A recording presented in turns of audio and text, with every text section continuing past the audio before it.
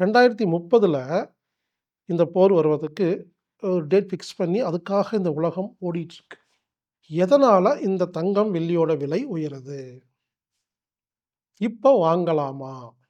நீங்க பேங்க்ல எவ்வளோ கோடி வச்சிருந்தாலும், எவ்வளோ எஃப்டி வச்சிருந்தாலும், எதையுமே திருப்பி தரமாட்டாங்கங்க. பேங்க்கே முதல்ல இருக்காது. ஒரு சவரன பத்தி நான் பேசல.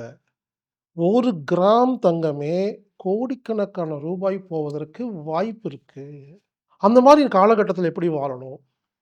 இது வராம எப்படி தடுக்கணும்? அப்படிங்கிற வரைக்கும் நான் பேசிட்டு இருக்கிறேங்க. உங்களுக்கு ஒரு வேளை இதெல்லாம் தெரிஞ்சுக்கணும்னு அக்கறை இருந்தா, வாழ்க வையகம்! நண்பர்களே, தங்கம், வெள்ளியோட விலை வரலாறு காணாத அளவுக்கு உயர்ந்துட்டுருக்கு. இன்னைக்கு, அதாவது ஜனவரி மாசம் 2026 கடைசி வாரத்தில பார்த்தீங்கன்னா, 10 கிராம் தங்கம் ரூ. 1,50,000 வந்திருக்கு. 1 பவுன் ரூ. 1,20,000 வந்திருக்கு. இப்போ எனக்கு நெறைய பேர் கேள்வி கேட்குறாங்க. எதனால இந்த தங்கம், வெள்ளியோட விலை உயருது? இப்ப வாங்கலாமா? இப்ப விக்கலாமா? இது எந்த அளவுக்கு உயர்ந்து போகும்? இப்படி தொடர்ந்து இமெயில் மூலமாக, ஃபோன் மூலியமா தெரிஞ்சவங்க, நண்பர்கள் எல்லாருமே கேட்டுக்கிட்டே இருக்கிறாங்க. அதனால அதற்கு பதில் சொல்றக்காக இந்த வீடியோ நான் தயார் பண்ணியிருக்கிறேங்க. என்னோட கணிப்பு பிரகாரம் சொன்னா ஆச்சரியப்படுவீங்க. 1 கிராம் தங்கம் கோடி ரூபாய்க்கு மேல போறக்கு வாய்ப்பு இருக்கு. இங்க பாருங்க, ஒரு சவரன பத்தி நான் பேசல. 1 கிராம் தங்கமே கோடிக்கணக்கான ரூபாய் போவதற்கு வாய்ப்பு இருக்கு. ஏன்? அப்படின்னா புரிஞ்சுக்கங்க. நான் பல வருஷமா சொல்லிட்டு இருக்கேன். 3ஆம் உலகப் போர் வருவதற்கு இந்த உலகம் தயாராகி கொண்டிருக்கிறது.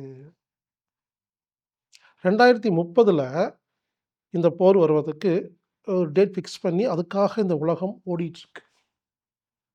3 வேர்ல்ட் வார். உடனே, "அப்படிங்களா? அப்போ 1 கிராம் வந்து 1,00,00,000க்கு போகுமா? வாங்கி வச்சிரலாமா? வச்சா நெறைய லாபம் கிடைக்குமேன்னு" நீங்க யோசிக்கிறது எனக்கு புரிஞ்சுது. நான் என்ன பேசிட்டு இருக்கிறேன், நெறைய பேருக்கு நான் ஃபோன்ல இந்த ஆலோசனை குடுக்கும்போது, உடனே அவங்க கேட்கிற கேள்வி, "அப்போ வாங்கி வச்சா அதிகமாகுமா?" அப்படின்னவங்க, அது கேட்கும்பொழுது எனக்கு பரிதாபமா இருக்கு. எவனோ ஒருத்தன் இந்த உலகத்த ரீசெட் பண்றான். 3ஆம் உலகப் போர் கொண்டு வரான். டீபாப்புலேஷன் அப்படிங்கிற மக்கள் தொகையை குறைக்க போறாங்கிற எவ்வளோ ஒரு சீரியஸான ஒரு விஷயத்த பேசிட்டு இருக்கும் பொழுது, எல்லாரும் என்கிட்ட கேட்கறது, "தங்க விலை உயருமா? வாங்கி வச்சா லாபம் கிடைக்குமா? இடம் வாங்கலாமா? விக்கலாமா?" இப்படின்னு கேட்குறீங்களே, புரிஞ்சுக்கங்க. இது ஒரு கான்செப்ட். எப்பல்லாம் போர் வரப்போகுதோ, அப்பல்லாம் தங்க விலை உயரும். இது ஒரு கான்செப்ட்டுங்க. புரிஞ்சுக்கங்க. இந்த 3ஆம் உலகப் போரை நடத்துபவர்கள் இலுமினாட்டிகள். இத பத்தி பல வருஷம் பேசியாச்சு. இந்த இலுமினாட்டி கிட்ட நேரடியா வேலை செய்ற நபர்களுக்கு பேர் தான் ஃப்ரீமேசன்ஸ்.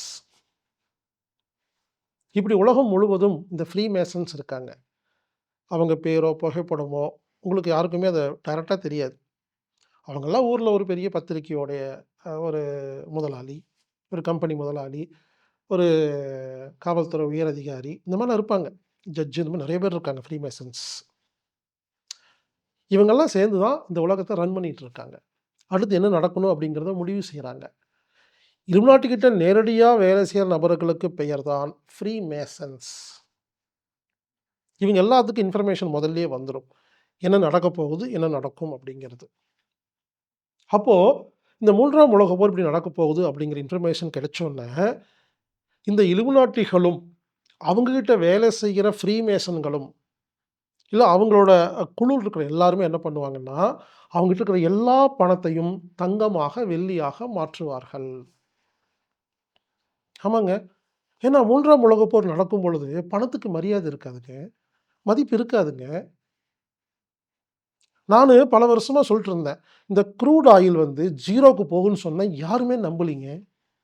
ஆனா ஒரு நாள் க்ரூட் ஆயில் மைனஸ்க்கு போச்சு பார்த்தீங்களா? நடந்துச்சு. அந்த மாரி இந்த உலகப்போர் சமயத்தில எப்படி இருக்கும்ன்னு கேட்டீங்கன்னா, பணத்துக்கு எங்கேயுமே மதிப்பு இருக்காது. நீங்க எத்தன கோடி கையில வச்சாலும், அதுக்கு ஒண்ணுமே பிரயோஜனமே இல்ல. இது போன்ற போர் வரும்பொழுது, தங்கம், வெள்ளிக்கு மட்டும் தான் மரியாதை. அது மட்டும் தான் வேல்யூ. நீங்க எவ்வளோ ஏக்கர் இடம் வச்சுக்கங்க. அதில விலையெல்லாம் குறைஞ்சிரும். பேங்க்லாம் திவால் ஆயிருங்க. பேங்க்லலாம் பணம் எடுக்க முடியாதுங்க. உலகப் போர் நடக்கும் பொழுது, WhatsApp ஒர்க் பண்ணாது. ஃபோன் பேசினா எடுக்க முடியாது. இன்டர்நெட் கனெக்ஷன் இருக்காது. கரண்ட் இருக்காது. சாப்பாடு இருக்காது. பேங்க் எதுவும் இருக்காதுங்க. நீங்க ஒரு விஷயம் புரிஞ்சுக்கங்க. எல்லா பேங்க்கும், வங்கிகள் பல பேர் நெனச்சுட்டு இருக்கீங்க, வங்கியில பணம் போட்டா ரொம்ப சேஃபா இருக்கலான்னு. ஒரு விஷயம் தெரியுமா? நீங்க வங்கியில எத்தன ரூபா வச்சிருந்தாலும், பேங்க்ல எத்தன கோடி வச்சிருந்தாலும், இது போன்ற உலகப் போர், இயற்கை சீற்றங்கள், டிசாஸ்டர் இந்த மாரி வரும்பொழுது, ஒரு வேள கவர்மெண்ட்டுக்கு பணம் தேவைப்பட்டுச்சுன்னா, பேங்க்ல இருக்கிற எல்லா பணத்தையும் எடுத்துட்டு, ஒரு அக்கவுண்டுக்கு 1,00,000 மட்டும் தான் திருப்பி கொடுப்போம் அப்படிங்கிற ஒரு கண்டிஷன் இருக்கு. இது கேள்விப்பட்டிருக்கீங்களா? அதிகபட்சம். நீங்க 50,00,00,000 வச்சிருந்தாலும் 1,00,000 தான் கிடைக்கும். நீங்க 1,50,000 வச்சிருந்தாலும் 1,00,000 தான் கிடைக்கும். இது ஒரு பேங்க்ல இருக்கிற ஒரு எழுதப்பட்ட ரூல்ஸ். அப்ப இந்த மாரி போர் நடக்கும்பொழுது என்ன ஆகும்னா, நீங்க பேங்க்ல எவ்வளோ கோடி வச்சிருந்தாலும், எவ்வளோ எஃப்டி வச்சிருந்தாலும், எதையுமே திருப்பி தரமாட்டாங்கங்க. பேங்க்கே முதல்ல இருக்காது. ஏடிஎம் ஒர்க் பண்ணாது. சாப்பாடெல்லாம் கிடைக்காது. தண்ணி வராது. கரண்ட் இருக்காது. புரிஞ்சுக்கங்க. இதாங்க ஒரு போர். நம்மலாம் பார்த்ததில்ல. ஒரு 120 வயசு இருக்கிற ஒரு மூதாட்டிய பத்தி நான் வீடியோல பார்த்தேன். அவங்க இதுவரைக்கும் 2 உலகப் போர பார்த்துருக்காங்கன்னு. அவங்களுக்கு தாங்க தெரியும். நம்மலாம் சுதந்திர போராட்டத்தில நம்ம பார்த்தது இல்லைங்க கண்ணு முன்னால. உண்மையிலேங்க நம்மலாம் நம்ம ஏஜ் குரூப் இருக்க எல்லாருமே, இந்த மகிழ்ச்சியா வாழ்ந்த நேரத்த மட்டும் தான் பார்த்துருக்குறோம். நமக்கு முன்னால் இருந்தவங்கலாம் சுதந்திர போராட்டத்த பார்த்துருக்காங்க.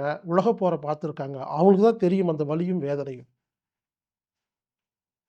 அதனால இப்ப என்ன நடக்குதுன்னு கேட்டீங்கன்னா, இலுமினாட்டிகளும், அவங்க கிட்ட வேலை செய்ற ஃப்ரீ மேசன்களும், இது சம்மந்த விஷயங்கள் தெரிஞ்சவங்க என்ன பண்றாங்கன்னா, அவங்ககிட்ட இருக்கிற எல்லா பணத்தையும் தங்கமா, வெள்ளியா மாத்திட்டு இருக்காங்க. அதனால தான் விலை உயருது. வெறும் பணத்த மட்டும் மாத்தலைங்க. தன்னுடைய எல்லா கம்பெனிகளையும் வித்து பணமா மாத்தி, அத தங்கமா மாத்திட்டு இருக்காங்க. புரிஞ்சுக்கங்க. ஒருத்தரு 150 நாட்ல 500 ஹோட்டல் வச்சிருக்காருன்னு வச்சுக்கங்களேன். 3ஆம் உலகப் போர்ல ஹோட்டல்லாம் இருக்குமா? வாடகைலாம் குடுக்க முடியுமா? ஒண்ணும் இருக்காதுங்க. அப்ப என்ன பண்ண புரிஞ்சுக்கங்க. இந்த மாரி ஃபேக்ட்ரி, ஹோட்டல், காலேஜு பெரிய பெரிய நிறுவனம் இருக்குல்ல. கோடிக்கணக்கான சொத்துள்ள நிறுவனங்கள் என்ன பண்றாங்கன்னா, இதை யாராவது கேட்கும் பொழுது வித்தர்றாங்க. யோசிச்சு பாருங்க. உலகத்தில ஒரு பெரிய ஒரு கம்பெனி இருக்குன்னா, அத ஒருத்தர் விக்கிறான்னு சொன்னா வாங்குவாங்களா இல்லையா? ஃபேமஸான ஒரு கம்பெனி. இப்படி உலகத்தில இருக்கிற எல்லா கம்பெனிகளும், எல்லா ஃபேக்டரிகளும், நிறுவனங்களும், டிவி சேனல் எல்லாம் என்ன பண்றாங்கன்னா, இளிச்சவாயங்க தலையில இன்னொரு பிசினஸ் மேன் கிட்ட விக்கிறாங்க. வித்து பணமா மாத்தி, அந்த பணத்தை தங்கமா, வைரமா, வெள்ளியா மாத்திட்டு இருக்காங்க. நம்மலாம் வைரம் வாங்குறது இல்லைங்கிறனால, வைரத்துடைய விலை எவ்வளோ அதிகமாச்சுன்னு யாரும் கேட்கறதில்ல. புரிந்து கொள்ளுங்கள். இது உலகத்தில ஒரு உல போர் நடக்கும் பொழுது ஏற்படுற மாற்றங்கள். போருக்குள்ள இப்படி தான் இருக்கும். இது சம்பந்தமா பல வருடமாக நான் பேசிக் கொண்டிருக்கிறேன். எனது வருத்தம் என்னவென்றால், யாருமே அத எதையுமே கண்டுக்காம, அவங்கவங்க வேலைய பார்த்துட்டு இருக்காங்க. சொல்லி, சொல்லி, சொல்லி எனக்கே போர் அடிச்சிருச்சு. ஒரு நாள் நடக்கும். அப்ப யோசிப்பீங்க, எவனோ ஒருத்தன் சொன்னானே! அப்படின்னு அன்னைக்கு என்ன பத்தி யோசிப்பீங்க. அந்த மாரி காலகட்டத்தில எப்படி வாழணும்? இது வராம எப்படி தடுக்கணும்? அப்படிங்கிற வரைக்கும் நான் பேசிட்டு இருக்கிறேங்க. உங்களுக்கு ஒரு வேள இதெல்லாம் தெரிஞ்சுக்கணும்னு அக்கறை இருந்தா, இலுமினாட்டிகளுக்கு தீர்வுன்னு ஒரு சின்ன புக் எழுதியிருக்கேங்க. படிக்கிறதுக்கு ஒரு 1/2 மணி நேரம் ஆகும். இந்த புக் உங்களுக்கு வேணும்னா, appakulam@gmail.comக்கு இமெயில் பண்ணுங்க. இது ஒரு ஆட்டோமேட்டிக் மெயில். இதில கேள்வியெல்லாம் கேட்காதீங்க. இந்த வீடியோ பார்த்துட்டு உடனே அப்படியா, இப்படியான்னு சொல்லி கேள்வியெல்லாம் கேட்காதீங்க. appakulam@gmail.com APPA அப்பா KULAM ஃபுல் ஸ்டாப் கமாலாம் கிடையாது. appakulam@gmail.comக்கு ஒரு இமெயில் அனுப்புங்க. ஹலோ, வணக்கம், வாழ்க வளமுடன். ஏதாவது ஒண்ணு அனுப்புங்க. இது ஒரு ஆட்டோமேட்டிக் மெயில். கேள்வி கேட்டுருக்காதீங்க. ஏதோ ஒரு மெயில் அனுப்பிச்சா, அது ஆட்டோமேட்டிக்கா உங்களுக்கு ஒரு பதிவு குடுக்கும். அதுல கடந்த 20 வருடமாக நான் பேசிக் கொண்டிருக்கும் 91 விஷயங்கள் இருக்கும். 1, 2 நம்பர் போட்டு 91 விஷயம் இருக்கும். அதுல 18வது டாபிக் இலுமினாட்டிகளுக்கு தீர்வுன்னு ஒரு லிங்க் இருக்கும். அத கிளிக் பண்ணா ஒரு புத்தகம் இருக்கும். படிக்கிறதுக்கு 1/2 மணி நேரம் தான் ஆகும். அத படிச்சீங்கன்னா, இந்த 3ஆம் உலகப் போர்ல நம்மள நாம எப்படி காப்பாத்திக்கிறது அப்படிங்கிற விஷயங்கள் இருக்கும். புரிஞ்சுக்கங்க.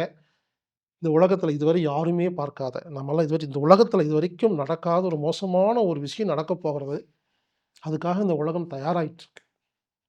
சீரியஸ்னஸ் தெரிஞ்சுக்காம, இப்போ உட்கார்ந்துட்டு, இந்த படம் நல்லா இல்ல, அந்த படம் நல்லா இருக்கு, அவர் நடிச்சாருன்னு சொல்லி, இதுக்கு சுத்திட்டு இருக்கிறோம். இதெல்லாம் பார்க்கும்போது எனக்கு பரிதாபமா இருக்கு.